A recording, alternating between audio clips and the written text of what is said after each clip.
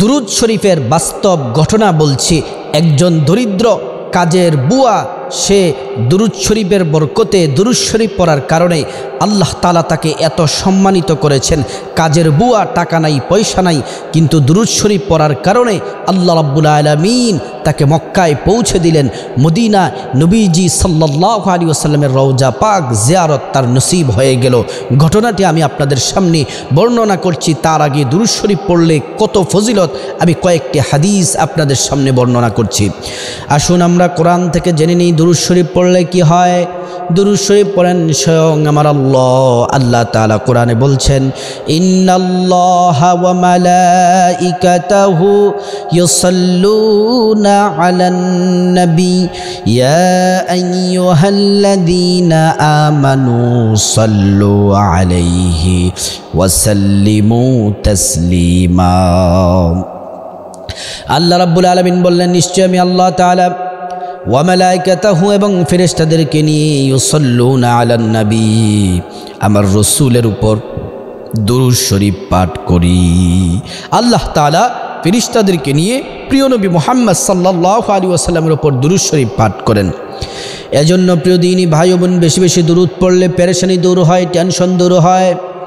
আপনি যদি নবী পাক সাল্লাল্লাহু আলাইহি ওয়াসাল্লামের উপর দুরূদ পড়েন, এক মর্তবা দুরূদ পড়েন, 10টি গুনাহ আল্লাহ তাআলা মাফ করে দিবেন, 10টি নেকি দান করবেন, 10টি মর্যাদা আল্লাহ তাআলা বুলন্দ করে দিবেন।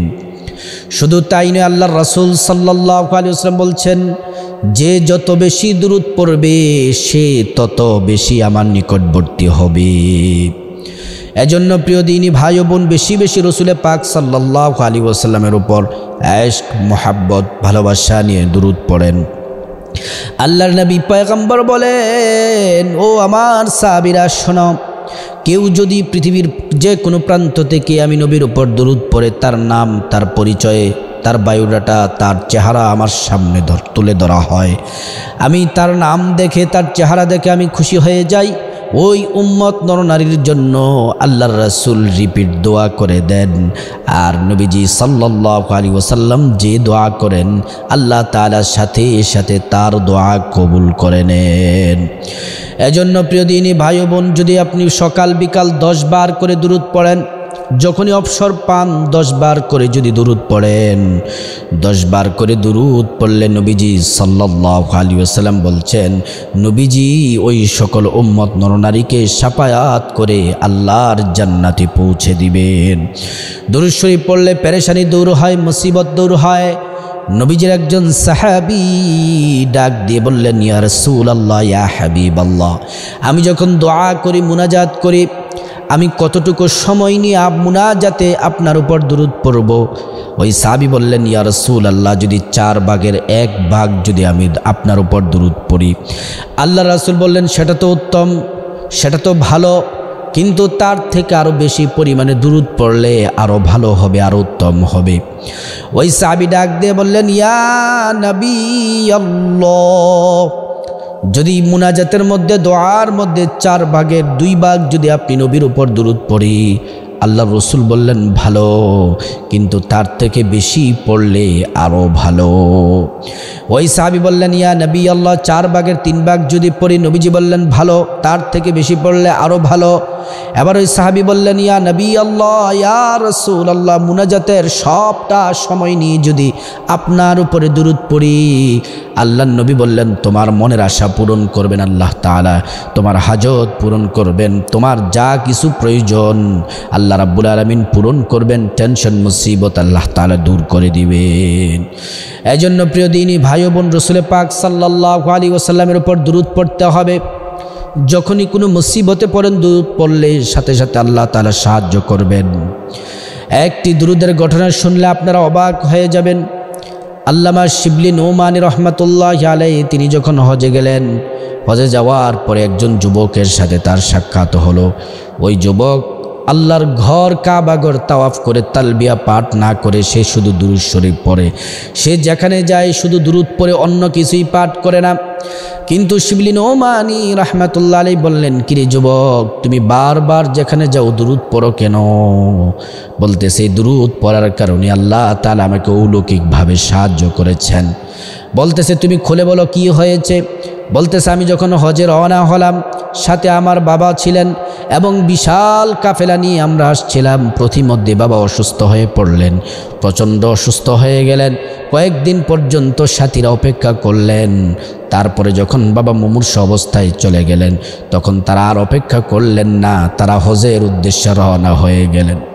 আমি একা হয়ে গেলাম, মুসিবতে পড়ে গেলাম। বাবার যতটা সময় যাচ্ছে কঠিনভাবে তিনি অসুস্থ হয়ে পড়ছেন, চলতে পারেন না, উঠতে পারেন না, বসতে পারেন না। আবার ওই যুবক বলতেছেন কিছুক্ষণ পরে আমার বাবা ইন্তেকাল করলেন। কিন্তু সবচেয়ে অবাক করা ঘটনা হলো, ইন্তেকাল করার সাথে সাথে আমার বাবার চেহারাটা শূকরের চেহারা হয়ে গেছে। আমি পেরেশানি হয়ে গেলাম, দুশ্চিন্তায় পড়ে গেলাম। হায় হায়, মানুষ যদি দেখে কি উপায় হবে? আর এখানে কোনো জনমানবহীন কোনো মানুষ নেই, কেউ নাই। এই কথা বলার সাথে সাথে পেরেশান হয়ে গেলাম, টেনশনে আমি ক্লান্ত পরিশ্রান্ত হয়ে গেলাম। গাছের সাথে ঠেস দিয়ে আমি ঘুমিয়ে গেলাম। ঘুমের ঘরে দেখি একজন নূরানি চেহারাওয়ালা, নূরে ঝলমল ঝলমল করে এমন একজন ব্যক্তি আসলেন। আইসা আমার বাবার চেহারাটা হাত দিয়ে মেসেজ করে দিলেন। চেহারাটার সাথে সাথে আবার আগের মতো হয়ে গেল। তারপরে আমি তাকিয়ে দেখলাম আমার বাবার চেহারার মধ্য থেকে নূর চমকাচ্ছে, নূরের ঝলমল ঝলমল করে। ওই ব্যক্তিটি আবার চলে যাচ্ছেন। আমি ডাক দিয়ে বললাম, কে গো, কি আপনার পরিচয়? তিনি বললেন, আমি আখিরি নবী, সর্বশ্রেষ্ঠ নবী, সর্বশেষ নবী মুহাম্মদ মুস্তাফা সাল্লাল্লাহু আলাইহি ওয়াসাল্লাম। তিনি বললেন, আপনি এখানে এসেছেন? বলতেছে হ্যাঁ। বলতেছে তোমার বাবা প্রত্যেক দিন সকালে 100 বার, বিকেলে 100 বার, 200 বার দুরূদ পড়তো, কিন্তু আজকে আমার কাছে তোমার বাবার দুরূদ পৌঁছায় নাই। আর তোমার বাবা ইন্তেকাল করেছে, তোমার বাবা মুসিবতে পড়েছে। আমি নবীর রওজায় থাকি কিভাবে? আমি নবীর রওজা থেকে তোমার বাবাকে, আমি তোমার বাবার কাছে চলে এসে হাতটা মেসেজ করলাম, এজন্য আবার আমি চলে যাচ্ছি। সুবহানাল্লাহি ওয়া বিহামদিহি। এজন্য প্রিয় দিনী ভাই ও বোন, দুরূদ শরীফের কারণে চেহারার সৌন্দর্য বাড়ে, চেহারা নূরে ঝলমল ঝলমল করবে যারা দুরূদ শরীফ পড়ে। এজন্য সর্ব অবস্থায় বেশি বেশি করে দুরূদ পাঠ করা। ওই যে বলতেছিলাম ঘটনাটি, কাজের মহিলা, দরিদ্র মহিলা, শুধুমাত্র দুরূদ পারে, ছোট্ট একটি দুরূদ পারে, কোরআন পড়তে জানে না, সূরা কিরাত পড়তে জানে না, অন্যান্য দোয়া দুরূদ পড়তে জানে না, শুধুমাত্র নবীর উপরে দুরূদ পড়ে। ছোট্ট একটি দুরূদ শিখেছে, বাসার কাজ করে, আপনার ফ্লোর পরিষ্কার পরিচ্ছন্ন করে ঝাড়ু দেয় দুরূদ পড়ে, কাপড় কাচে দুরূদ শরীফ পড়ে, রান্না বান্না করে দুরূদ শরীফ পড়ে, আর চোখের পানি ছেড়ে দেয়। আল্লাহ তাআলা ভীষণ পছন্দ করেছেন, আল্লাহ তাআলা ভীষণ পছন্দ করেছেন। এই দুরূদ শরীফের বরকতে কান্না করতেছেন, আল্লাহ তাআলা তাকে কাবার মেহমান হিসেবে কবুল করে নিলেন। যেই বাসাতে কাজ করেন ওই বাসার মালিক, স্বামী স্ত্রী, তারা হজের জন্য নিবন্ধন করলেন, কাগজপত্র সব ওকে হয়ে গেল। হজের কার্যক্রম শুরু হওয়ার 1 মাস আগে ওই মহিলার, ওই বাড়িওয়ালির মহিলার স্বামী অসুস্থ হয়ে গেলেন, স্ট্রোক করলেন, প্যারালাইজড হয়ে গেলেন, হাত পা অবশ হয়ে গেল, বিছানার মধ্যে পড়ে গেলেন, চলতে পারেন না, ফিরতে পারেন না, উঠতে বসতে পারেন না। এবার ওই মহিলা হজে যাবে, কিন্তু তার সাথে একজন খাদেমার দরকার, কাকে দেওয়া যায়? পরিবারের সবাই পরামর্শে বসে গেলেন। এবার সিদ্ধান্ত হলো বাড়িওয়ালি মহিলার সাথে কাজের যেই মহিলা দুরূদ শরীফ পড়ে, দরিদ্র মহিলা, ওই মহিলাকে পাঠানো হবে। ওই মহিলা চলে গেলেন, কাবা তওয়াফ করলেন, চোখের পানি ছেড়ে দিলেন, নবীজির রওজার সামনে গিয়ে প্রাণ ভরে প্রিয় নবীর উপরে দুরূদ শরীফ পড়লেন। সুবহানাল্লাহি ওয়া বিহামদিহি। যখন তিনি চলে আসলেন, লোকে জিজ্ঞেস করলো, কি গো, তুমি তো কাজের বুয়া, কিন্তু তুমি এত টাকা লাগে হজ করতে, তুমি কিভাবে গেলে? বলতেছে, আমার টাকা নেই, পয়সা নাই, কিন্তু আমি নবীর উপরে দুরূদ পড়ার কারণে আল্লাহ তাআলা আমাকে সাহায্য করেছেন, আল্লাহ তাআলা আমাকে মক্কা মদিনায় পৌঁছে দিয়েছেন। এজন্য বেশি বেশি দুরূদ পড়বেন, তো প্রিয় নবী মুহাম্মদ সাল্লাল্লাহু আলাইহি ওয়াসাল্লামের কাছাকাছি থাকতে পারবেন।